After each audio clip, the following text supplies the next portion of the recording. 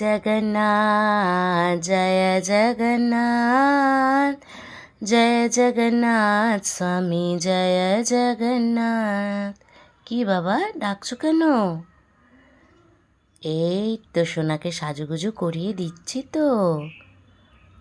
কালকে আমার সোনা বাবার জন্মদিন বলে কথা, তোমাকে তো সুন্দর করে মিট্টি মিট্টি করে সাজিয়ে দিতে হবে। এই আর একটা বিচ্চু, বিচ্চু দি গ্রেট। হ্যাঁ সেই দাদার মতোই তো সাজিয়ে দিচ্ছি। বাবা তোদের একটুও তর্স হয় না রে। খেলনা নিয়েও বসেছে যাতে একটু বোর না হয়। কেমন আছো দর্শক বন্ধুরা? যজ্ঞ বাবার সংসারে আমার সকল প্রিয় দর্শকদের সাদরে আমন্ত্রণ। আজ চলে এসেছি নতুন একটি ব্লগ নিয়ে। শুধু নতুন নয়, একটা সুন্দর অনবদ্য তোমাদের মন ভরে যাওয়া একটা নতুন ব্লগ নিয়ে এসেছি। এই দেখো আপাতত কোথায় গেলি? ওরে বাবা, তোমাদেরকে জিজ্ঞেস করছে, তোমরাই কিন্তু বলে দিও কেমন লাগছে ওকে। তো সাজুগুজুর পর্ব চলছে, তোমরা দেখতেই পাচ্ছ। এই সুন্দর অনবদ্য একটি ব্লগ এই কারণেই বলছি, কারণ এই ব্লগটা যজ্ঞ বাবার জন্মদিন নিয়ে। শুধু ওদের সাজুগুজু নয়, ঘরও সেজে উঠেছে। দেখো তো বন্ধুরা আলপনাগুলো কেমন হয়েছে। যদিও যজ্ঞ বাবার ঘরটাতে করব ভেবেছিলাম, সেটা আর করে উঠতে পারিনি। দাঁড়াও বাইরে থেকে দেখাই। এটা বাইরে থেকে একটু লাল দিলে ভালো হতো, কিন্তু বিশ্বাস করে একটুও সময়ই করে উঠতে পারলাম না। এরপর ভেতর দিকে আর একটা আলপনা করেছি, দুটো আলপনা করে উঠতে পেরেছি। এই দেখো বিচ্চুদি গ্রেড একা একা বসে আছে, ওদের অঙ্গরাগ করা হয়ে গেছে। এই যে যজ্ঞ বাবার বিরল দৃশ্য, ন্যানোপন্য দৃশ্য। এই ফ্যানটা না যজ্ঞ বাবার জন্মদিনে গিফট করা হয়েছে। যা গরম পড়েছে গো, তোমরা সবাই গরমে কেমন আছো বন্ধুরা? দুই ভাই বসে হাওয়া খাচ্ছে, এদিকে অঙ্গরাগও শুকানো হচ্ছে। চলে এসেছি যজ্ঞ বাবার জন্মদিনের দিন ভোরবেলা। ভাবছো ভোরবেলা এইসব কাগজপত্র বিছিয়ে কি করছি? কি আর করব, বলেছি না তার যা করার ইচ্ছা তা ঠিক করিয়ে নেবে। তাই এখন বাজে মোটামুটি ভোর 5টা। এই সময় বার্থডে হ্যাট বানাতে হবে, বার্থডে টুপি বানাতে হবে, তাই নিয়ে বসে পড়েছি। ভাবছো 3টে কেন? আছে আছে, ক্রমশ প্রকাশ্য। মোটামুটি টুপি বানানো তো কমপ্লিট। এবার ঘর দৌড় পরিষ্কার করে স্নান টান সেরে চলে যাব ফুল তুলতে। ভোর এখন মোটামুটি 6:15-20 হবে। এখনও গাছের সব ফুল ঠিকমতো ফুটে ওঠেনি। তো এগুলো ঠাকুরকে দেওয়ার পর ফুটে যায়। কুড়ি ফুল বন্ধুরা কখনো ভগবানকে নিবেদন করবে না। কুড়ি ফুল ভগবানকে দেওয়া উচিত নয়। আর একটাও জিনিস যেটা আমি করি, ওই দেখো একটা ছোট্ট প্রজাপতি দেখছো? গাছের সব ফুল আমি একেবারে নিঃস্ব করে তুলি না। তার কারণ প্রজাপতি, মৌমাছি এদের তো খাবার ফুলের মধ্যেই থাকে। তাই আমার যতটুকু দরকার ঠিক ততটুকু নিয়ে বাকি ফুল আমি গাছেই থাকতে দিই। আজকে গাছ একদম ফুলে ফুলে ভরে আছে। আমার তো মনে হয় যজ্ঞ বাবার জন্মদিন, তাই ওরাও চায় যে ভগবানের পায়ে যাতে একটু ঠাঁই পায়। জবা ফুলও আজকে প্রচুর হয়েছে, মা তারাকেও আজকে মন ভরে সাজাতে পারবো। অপরাজিতা কি মানে যতটুকু যে কটা গাছ আছে আমার, তাতে সব কটা গাছে অনেক অনেক ফুল ফুটেছে অন্যান্য দিনের থেকে। এই দেখো এখানে আজকে যজ্ঞ বাবাকে বসাবো, মোটামুটি বসার জায়গা রেডি করে ফেলেছি, কিন্তু অপেক্ষা করছি দুধ দাদার জন্য। যেদিন যেদিন তাড়াতাড়ি চাইবো সেদিন দেরি করতে থাকে। বন্ধুরা তোমাদের অনুমতি নিয়ে পুজো শুরু করছি। মাঝে একটা অনুরোধ করি তোমাদের, এই ভিডিওটি স্কিপ করো না কিন্তু, কারণ যজ্ঞ বাবার জন্মদিনের এই ব্লগটাতে আমি পুরীর মন্দিরের ভোগ সংক্রান্ত অনেক অজানা তথ্য তোমাদের সাথে শেয়ার করব।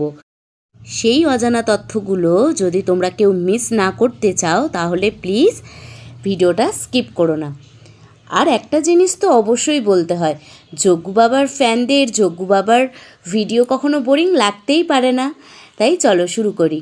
এই দেখো মধুর এখানে স্নান হয়ে গেছে, মার কোলে আদর খেতে খেতে গা মুছমুছু হয়ে গেছে। এবার পুচকুটাকে রেডি করিয়ে দিই, নয়তো খালি বলছে রেডি করে দাও, সাজু করিয়ে দাও। তাই বার্থডে বয়কে ছেড়ে এই পুচকু বাবাকে আগে রেডি করিয়ে দিচ্ছি। এই দেখো যেই জামাটা ওকে পরাচ্ছি সেটা নিজে হাতে বানানো জামা। তো দেখো তো তোমাদের কেমন লাগে মধুকে। অবশ্য আমি আর কি বলবো বন্ধুরা, ও নিজেই যখন তোমাদের জিজ্ঞেস করছে ওকে কেমন লাগছে, অবশ্যই ওকে বলে দিও কিন্তু, নয়তো ছোট্ট মানুষ মন খারাপ করতে আর কতক্ষণ। মধুর স্নান, মধুকে রেডি করানো এদিকে চলতে থাকছে, আর আমি খালি গেটের দিকে উকি দিয়ে দিয়ে দেখছি দুধদাদা এলো কি না। না গো বন্ধুরা, এখনও দুধদাদা আসেনি। তো এদের বাবাকেই বললাম দুধ নিয়ে এসো বাইরে থেকে, আর কতক্ষণ অপেক্ষা করব। এই দেখো মধুকে যে মালাটা পরিয়েছি, এটা যজ্ঞ বাবার জন্মদিনের জন্য ওদের দুই ভাইয়ের জন্য আনা হয়েছে। কেমন লাগছে বলো। পুজো প্রস্তুতি শুরু হয়ে গেছে, বাবার দুধও এনে দিয়েছে। আমি আগে ফুলগুলো রেডি করে নিচ্ছি চন্দন দিয়ে, তারপর যজ্ঞ বাবার স্নানের জন্য পঞ্চামৃত তৈরি করব। তোমরা হয়তো ভাবছো জগন্নাথ দেবের আজকে কেন জন্মদিন, হঠাৎ করে আজকেই কেন আমি ওর জন্মদিন পালন করছি। সেই সংক্রান্ত একটা ভিডিও অলরেডি আমার চ্যানেলে আছে। তোমরা যারা নতুন বন্ধুরা দেখোনি বা পুরনো বন্ধুরা মিস করে গেছো, তাদের সবার জন্য ডেসক্রিপশন বক্সে যজ্ঞ বাবাকে আমি কিভাবে পেয়েছি তার ভিডিওটার লিংক আমি দিয়ে দেবো, অবশ্যই দেখে নিও, তাহলে তোমাদের বুঝতে সুবিধা হবে। আমি পঞ্চামৃত রেডি করছি। তোমরা সবাই জানো, তাও একবার বলে দিই, পঞ্চামৃতের 5টা দ্রব্য হলো চিনি, মধু, দুধ, দই আর ঘি। তৈরি হয়ে গেছে যজ্ঞ বাবার স্নানের জন্য। একটু জুঁই ফুল দিলাম, গোলাপ ফুল আনার ইচ্ছে ছিল, সে আর এনে ওঠা হয়নি। এই যে বাথটব দেখছো, এটা রাই মধুকৃষ্ণের জন্মদিনে গিফট করেছিল। সামনের অংশটা একটু খুলে নিয়েছি কারণ মধুর বসতে অসুবিধা হয় তাই। এই দেখো যজ্ঞ বাবা চলে এসেছে পঞ্চামৃতে স্নান করার জন্য। জয় জগন্নাথ, জয় জগন্নাথ, জয় জগন্নাথ। পঞ্চামৃতে বাবা স্নান করছে। একটা অদ্ভুত কথা তোমাদের শেয়ার করি বন্ধুরা, যতবার ওকে পঞ্চামৃতে স্নান করাই আমার বাবার দেহ ঔজ্জ্বল্য যেন আরও বেড়ে যায়। অপূর্ব সেই ঔজ্জ্বল্য, সেই অপূর্ব আভা সামনে থাকে। আমি জানি না তোমরা ক্যামেরায় কতটা কি দেখতে পাচ্ছ, কিন্তু সামনাসামনি থাকলে সেই দৃশ্য চোখ ভরে মন ভরে তোমরা দেখতে পারতে। অবশ্য আমি আছি তো যজ্ঞ বাবার সমস্ত লীলা তোমাদের কাছে পৌঁছে দেওয়ার জন্য। স্নান হয়ে গেছে, বাবা গা মুছু করে নিচ্ছে। যজ্ঞ বাবার জন্মদিনের জন্যেও একটি জামা নিজে হাতে বানিয়েছি। এই দেখো ওদের জন্মদিনের টুপিগুলোও তৈরি হয়ে গেছে। মাঝখানেরটা যজ্ঞ বাবার, অবশ্যই ওখানে তোমরা দেখলে কি লেখা আছে বলো তো, 6 লেখা। হ্যাঁ, যজ্ঞ বাবার এটা 6তম জন্মদিন। ঠিক 5 বছর আগে আমরা এই যজ্ঞ বাবাকে পেয়েছিলাম পুরীরই সমুদ্রের ধারে, এবং অদ্ভুতভাবে এখনও তোমাদের বলছি গায়ে কাঁটা দিচ্ছে। অপূর্ব অনুভূতি, মানে বলেও বোঝাতে পারবো না। তো দেখো আমার যজ্ঞ বাবা কিন্তু সাজু করে রেডি।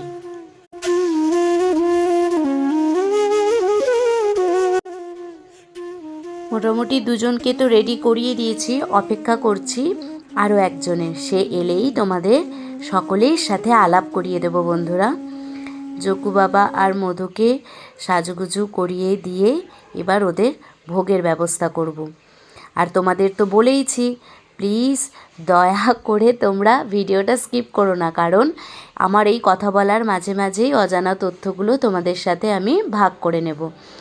দুই ভাইকেই জুঁই ফুলের মালা এবং সামনে যে গীতা আছে তাকেও জুঁই ফুলের মালা দিয়ে সাজুগুজু করিয়ে দিয়েছি। পুরীর মন্দিরে জগন্নাথ দেব কিন্তু ছোট্ট সুন্দর বাচ্চার মতো খেয়ে দিয়ে শুধু ঘুমিয়ে পড়ে না, তার জন্য রাত্রিবেলায় নাম সংকীর্তনের ব্যবস্থা থাকে। তিনি নাম সংকীর্তন শুনে রাত প্রায় 10:30 11টা বেজে যায় তার ঘুমোতে যেতে। আর সকালবেলাতেও তাই নাম সংকীর্তন করে তাকে ঘুম থেকে জাগাতে হয়। তোমাদের সাথে কথা বলতে বলতে সকালের ভোগ রান্নার দিকে চলে এসেছি। এই দেখো, নারকেল কাটতে গিয়ে অদ্ভুত এক জিনিস দেখছি। কি বলো তো? আমার এই সাজ দেখে নিশ্চয়ই বুঝতে পারছো আমি ভোগ রান্নার সময় তোমাদের এই ভিডিওটা দেখাচ্ছিলাম। দেখো, আমার তো নারকেলটাকে দেখে গণেশ লাগছে। তোমাদের কি লাগছে কমেন্ট করে জানিও কিন্তু। এই দেখো, কাটার পর এই ধরনের নারকেল খুব শুভ হয় আমি জানি। এই দেখো, আমি কাটার পর গজার দিকটা অতটা ব্যবহার করিনি, একটা দিকে নারকেল কুড়িয়েই আমি দিয়েছি। সকালের ভোগ ওদের নিবেদন করছি।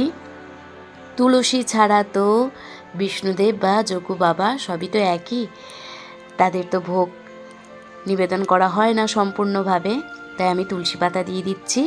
সকালের ভোগে আমি কি কি দিয়েছি বলো তো বন্ধুরা?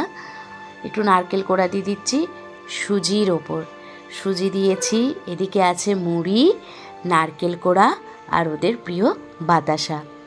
এই ছিল সকালের ভোগ। বাবুরা খুব খুশি হয়েছে। মুখগুলো দেখো, মুখগুলো দেখলেই বুঝতে পারবে, যত দেখবে তখন মনে হচ্ছে যে হাসি যেন বেড়েই যাচ্ছে। ওদের ভোগ নিবেদন করার পর আমি সকালের ভোগারতি শুরু করছি। তোমরা ভোগারতি দর্শন করো আর সাথে শুনতে থাকো সেই অজানা তথ্য যা আমি তোমাদের সাথে ভাগ করে নেব বলেছিলাম। জগন্নাথ দেবের 56 ভোগ নিয়ে কৌতূহলের শেষ নেই বন্ধুরা। চারিদিকে 56 ভোগ, 56 ভোগ, 56 ভোগ। আজ তোমাদের জানাবো এই 56 ভোগে কি কি পদ থাকে। তার আগে বলি, জগন্নাথ দেবের রান্নাঘর পৃথিবীর সব থেকে বড় রান্নাঘর। কেন কোনো মন্দিরে, পৃথিবীর আর কোনো মন্দিরে এত প্রকারের পদ রান্না করা হয় বলে জানা নেই। পুরীর মন্দিরে যে রান্নাঘর আছে তাতে 752টি মাটির তৈরি উনুন আছে। এই মাটির তৈরি উনুনে রান্নাও হয় ভারী অদ্ভুতভাবে।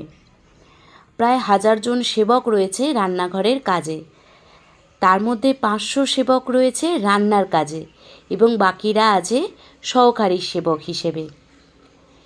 এই মন্দিরে কোনো রকম পুরনো পাত্রে রান্না করা হয় না, মানে এক এক দিন রান্নার জন্য নতুন নতুন পাত্র ব্যবহার করা হয়। একদল পাত্র বানায়, একদল সেবক সেই পাত্র বয়ে আনে, একদল পাত্র ধুয়ে রাখে, একদল পাত্র জল ভরে রান্নাঘরে নিয়ে যায়। জলের কথা বলতে জগন্নাথ দেবের রান্নার জন্য মিষ্টি জল ব্যবহার করা হয়।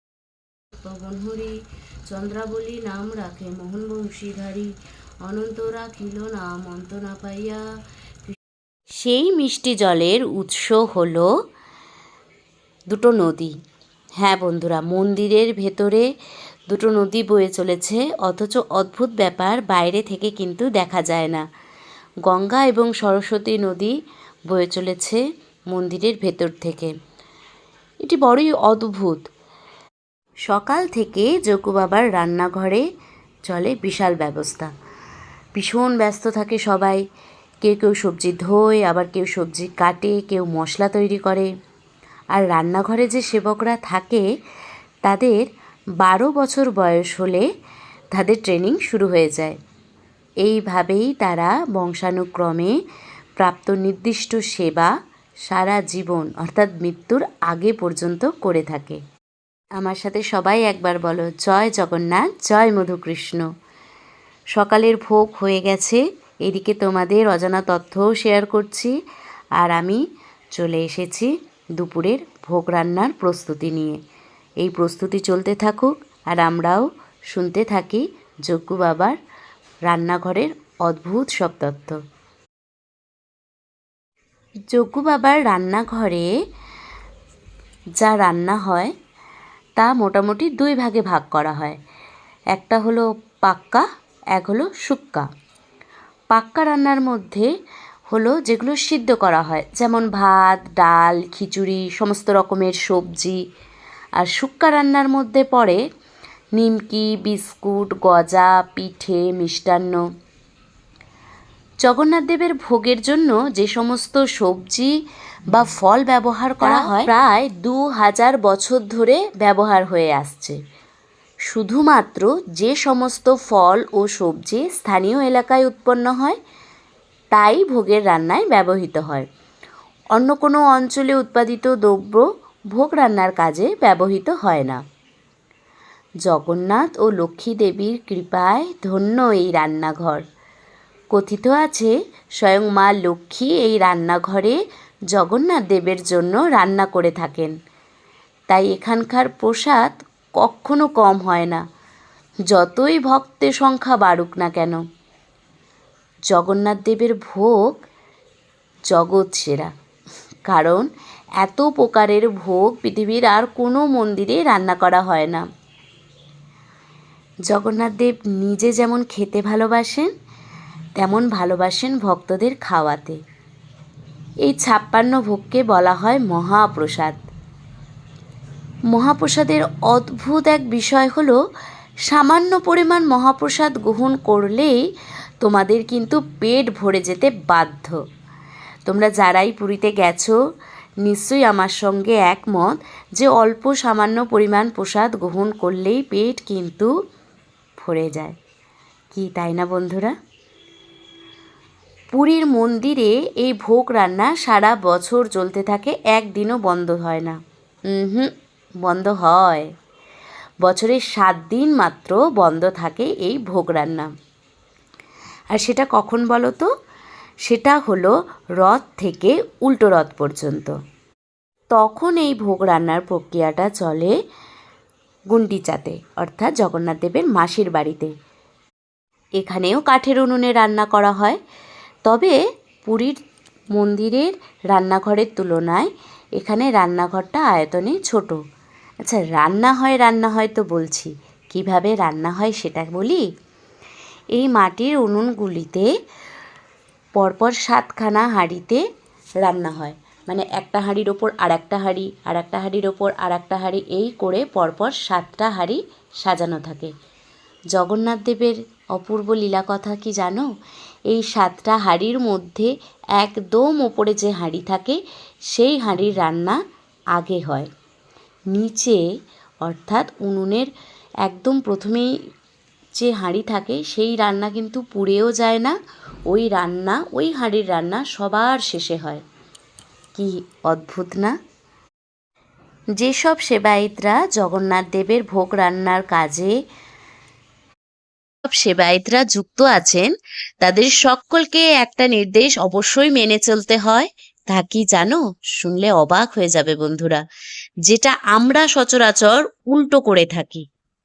সেটা হলো সকালবেলায় যখন সেবায়েতরা বাড়ি থেকে জগন্নাথ দেবের মন্দিরের উদ্দেশ্যে আসে ভোগ রান্নার কাজে যুক্ত হবে বলে, তার আগে তারা বাড়িতে পেট ভর্তি করে খাবার খেয়ে স্নান করে তারপরে আসে। কি অবাক হচ্ছ তো? হ্যাঁ, তাই। ওনারা শুধু খেয়ে দিয়ে নয়, পেট ভর্তি করে খেয়ে দিয়ে তবেই ভোগ রান্নার কাজে যুক্ত হন। আর আমি কি বললাম, আমরা তার উল্টোটা করি। আমরা কি করি?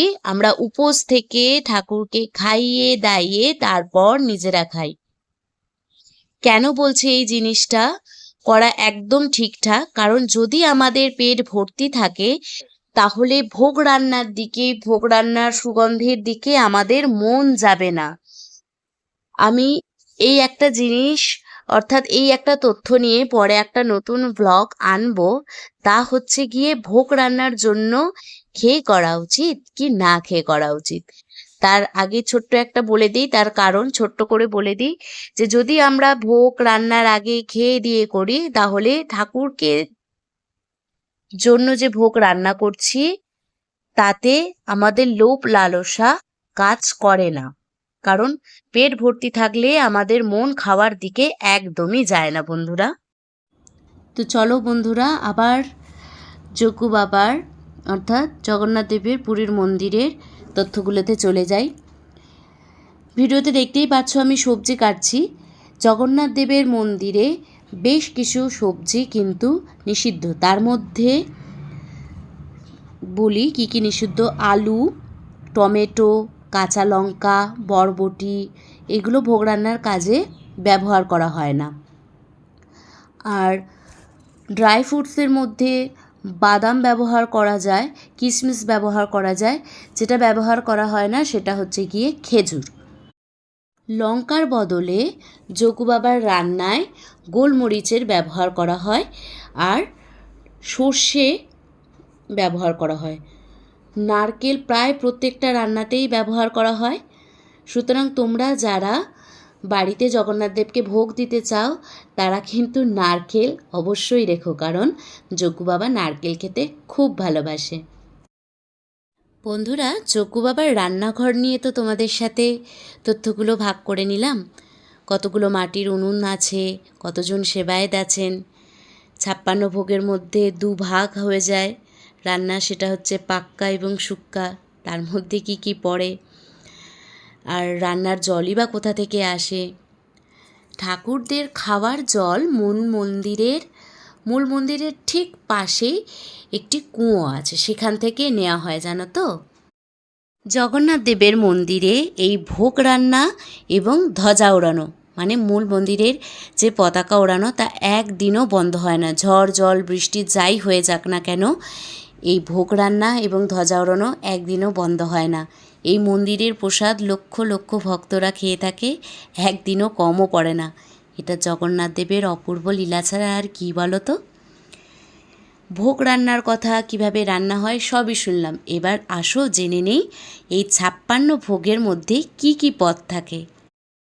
জগন্নাথ দেবের প্রথমে 56 ভোগের মধ্যে যা থাকে তা হলো উক্ষুড়া অর্থাৎ মুড়ি, 2 নারিয়া কোড়া অর্থাৎ নারকেল নাড়ু, 3 খুয়া অর্থাৎ খোয়া ক্ষীর, 4 দই, 5 পাঁচিলা কাদালি অর্থাৎ টুকরো করা কলা, 6 কণিকা সেটা হলো সুগন্ধি ভাত, 7 টাটা খিচুড়ি অর্থাৎ শুকনো খিচুড়ি, 8 মেন্দামুন্ডিয়া এটি বিশেষ ধরনের কেক, 5 বড়াকান্ডি অর্থাৎ বড় কেক, 10 মাথা পুলি অর্থাৎ পুলি পিঠে, 11 হামসাকেলি অর্থাৎ মিষ্টি কেক, 12 ঝিলি এটি এক ধরনের প্যানকেক, 13 এন্ডুরি নারকেল দিয়ে তৈরি কেক।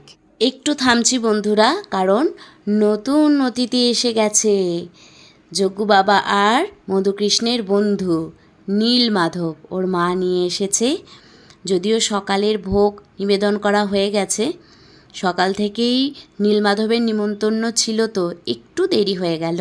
কিন্তু দেখো কি সুন্দর সাজুগুজু করে এসেছে, আর বার্থডে টুপি পরে কি মিষ্টি লাগছে।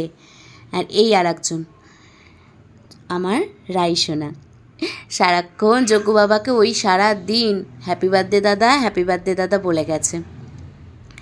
আর এই হলো নীলমাধবের মা, আমাদের সকলের প্রিয় রিয়া।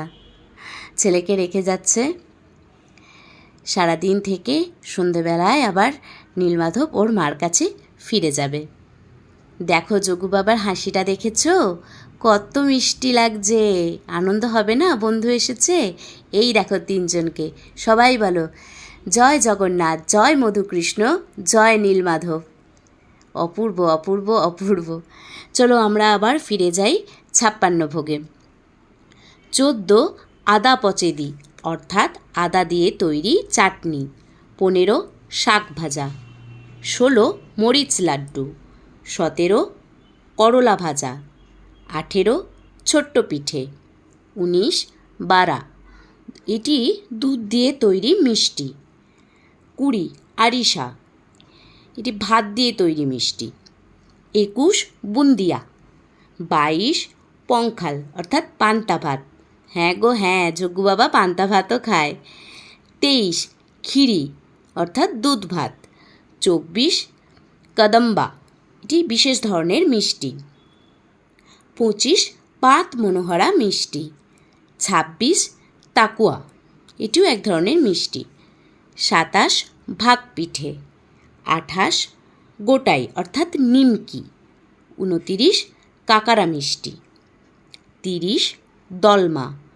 দলমাটা হচ্ছে ভাত সবজি, 31 লুনি খুরমা অর্থাৎ নোনতা বিস্কুট। 32 আমালু, এটি মিষ্টি লুচি।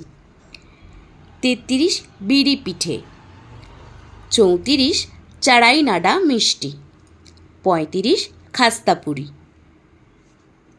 যারা যারা 500 টাকার ভোগ দিয়ে রান্না করো না, পুজো দাও, তারা দেখবে এই ধরনের বেশ কিছু কিন্তু পদ আমাদের প্রসাদের মধ্যেই থাকে। 36 কাদালি বাড়া। 37 মাধুরুচি অর্থাৎ মিষ্টি চাটনি। 38 সানা আরিসা। 39 পদ্ম পিঠে। 40 পিঠে। 41 কাঞ্জি, এটি চাল দিয়ে তৈরি হয় বিশেষ ধরনের মিষ্টি। 42 দহি পাঙ্খাল অর্থাৎ দই ভাত। 43 বড় আরিসা। 44 ত্রিপুরি। 45 সাকারা। 46 সুজি ক্ষীর। তোমরা নিশ্চয়ই দেখেছো সকালের ভোগে আমি সুজি ক্ষীর দিয়েছিলাম, এবং 56 ভোগের প্রথমেই যেটা আছে উক্ষুড়া অর্থাৎ মুড়ি, সেটাও দিয়েছি। আর বাতাসা বিষ্ণুদেবীর ভীষণ প্রিয়, তাই দেয়া হয়েছে। এরপর বাকিগুলো আমরা জেনে নিই। 47 মুগা সিজা। 48 মনোহরা মিষ্টি। এই বলতে বলতে বলছি, বাকিগুলোও বলছি, কিন্তু ততক্ষণ তোমরা যজ্ঞ বাবার মহাপ্রসাদ দর্শন করো। এদিকে আমার পুজোও চলছে, অর্থাৎ দুপুরের ভোগারতি চলছে। ভোগারতি করতে করতে তোমাদের সাথে ভোগারতিও তোমরা দেখতে থাকো, আর এইদিকে বাকি 56 ভোগের যে কটা পদ আছে সেটাও তোমাদের বলি। 49 মগজ লাড্ডু, এটি আটা দিয়ে তৈরি হয় জানো তো। আর একটা জিনিস তোমাদের বলি, জগন্নাথ দেবের ভোগে ময়দা ব্যবহার করা হয় না, আটা ব্যবহার করা হয়। আর চিনি ব্যবহার করা হয় না, চিনির বদলে গুড় ব্যবহার করা হয়। আর এই যে এত রকম পিঠে রান্না হয়, সেগুলো কিন্তু সব ঢেকি ছাটা চাল দিয়েই তৈরি হয়। চাল যে গুঁড়ো করা হয় ঢেকির সাহায্যে।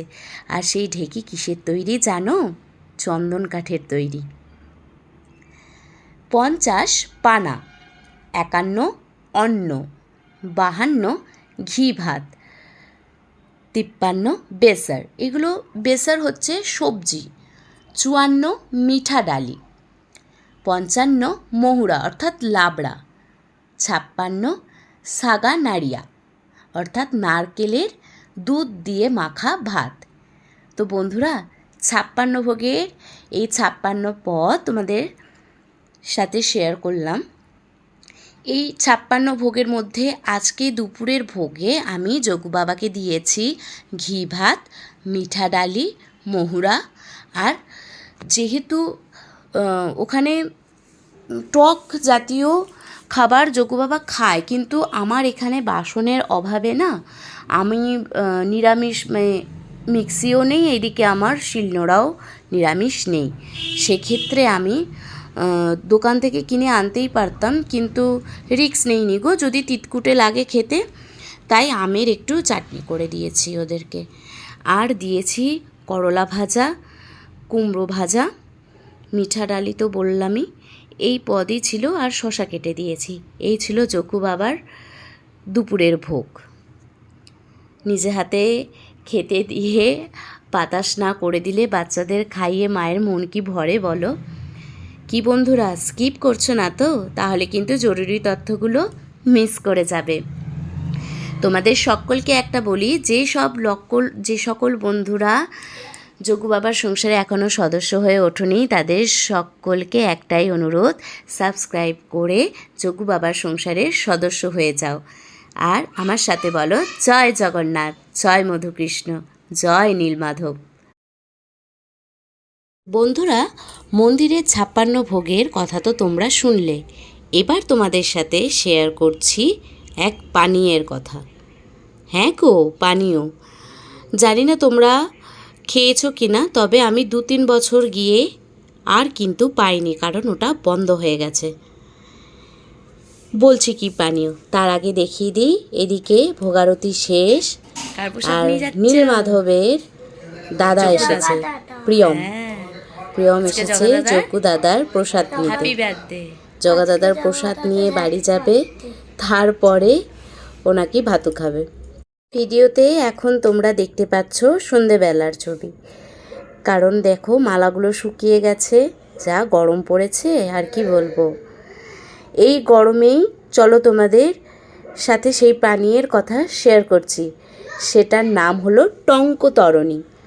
জানি না বন্ধুরা তোমরা পুরীর মন্দিরে গিয়ে এই টঙ্কতরণী কেউ পান করেছো কি না, তবে যারা খেয়েছো তারা আমার সাথে অবশ্যই একমত হবে যে ওই টঙ্কতরণী পান করার পর শরীরে যা গরম ভাব বা বাইরের লু এক নিমেষে ছুমন্তর হয়ে যায়। আমি তো ওটার নাম দিয়েছিলাম জগ্গু বাবার কোল্ড ড্রিঙ্কস। এই টঙ্কতরণী কী দিয়ে তৈরি হয় জানো? এই টঙ্কতরণী হলো আসলে পান্তার জল। এই পান্তার জলগুলো নিয়ে বেশ কিছু সেবায়েতদের নিয়ে, এখন তো বন্ধ হয়ে গেছে হয়তো, আমি যখন গেছিলাম তখন দেখেছিলাম বেশ কিছু সেবায়েত বড় বড় মাটির সরা টাইপের, যারা ওই গরুকে খেতে দেয় জল, সেই জ্বালা টাইপের মতো দেখতে, ওখানে নিয়ে থাকতো এবং ওই জলের মধ্যে মেশানো থাকতো গন্ধরাজ লেবু, লেবুর পাতা, কালো জিরে, কাঁচা লঙ্কা, ধনে পাতা আর নুন দিয়ে। অপূর্ব অপূর্বতার স্বাদ।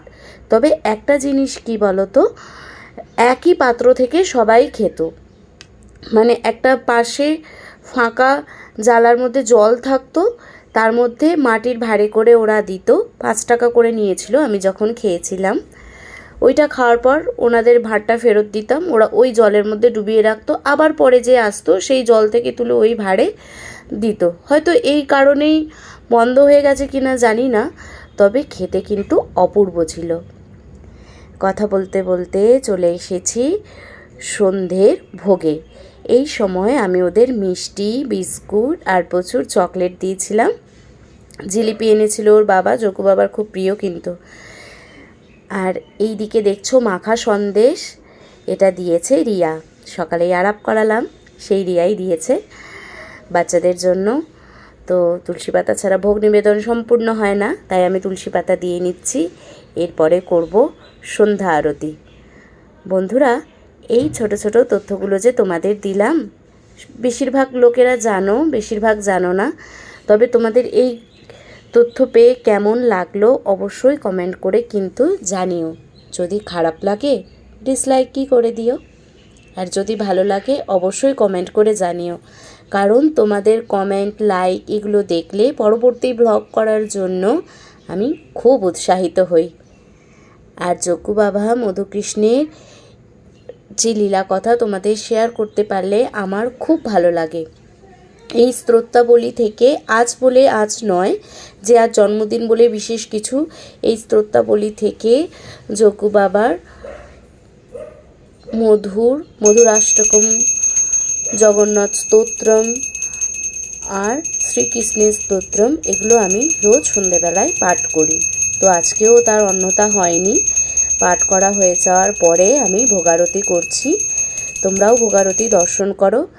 আর ভিডিওর শুরুতেই বলেছিলাম যে ভিডিওটা স্কিপ করার দরকার পড়বে না, কারণ জগ্গু বাবার যারা ফ্যান, তার কথা শুনতে যারা ভালোবাসে, তারা নিশ্চয়ই ভিডিও কেটে কেটে দেখবে না।